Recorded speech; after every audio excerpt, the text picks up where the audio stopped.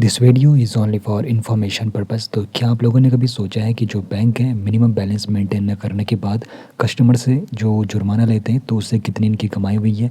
तो संसद में एक रिपोर्ट पेश हुई है जहां पर बताया गया कि एचडीएफसी बैंक ने पिछले 3 साल में 3,871.77 करोड़ की कमाई जुर्माने से करी है।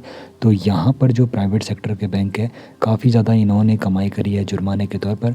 और यहाँ पर जो टॉप में है एचडीएफसी बैंक, उसके बाद नंबर आता है एक्सिस बैंक का, और उसके बाद नंबर आता है आईसीआईसीआई बैंक का। तो यहाँ पर इन्होंने इतना कमाई करी है जुर्माने के रूप में।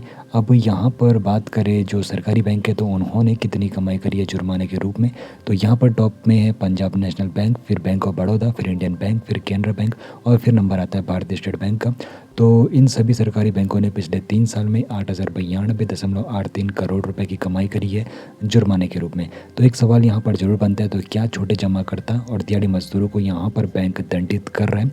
तो यहाँ पर एक ऑप्शन भी सरकार देती है जहाँ पर आप लोग अपना ज़ीरो बैलेंस अकाउंट ओपन कर सकते हो, जिसको यहाँ पर कहते हैं basic savings bank deposit account. अब ये एक प्रकार से इस प्रकार डिज़ाइन किया गया है जहाँ पर शून्य बैलेंस बचत खाता ये होता है। अब यहाँ पर जो बेनिफिट होते हैं तो यहाँ पर कोई भी अपना अकाउंट ओपन करा सकता है, और यहाँ पर कोई भी आप लोगों को मिनिमम बैलेंस मेंटेन नहीं करना होता है। और आपको बता दूँ अभी तक 72 करोड़ से भी अधिक खाते खोले जा चुके हैं।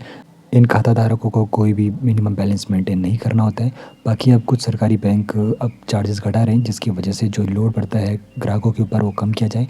अब यहाँ पर सरकार की सीधे तौर पर समीक्षा जो है ये रहने वाली है कि वो जो खाताधारक है उन पर लोड कम किया जाए। तो सवाल एक यहाँ पर बनता है कि आपका बैंक खाता आप लोगों के लिए सही है या फिर नहीं।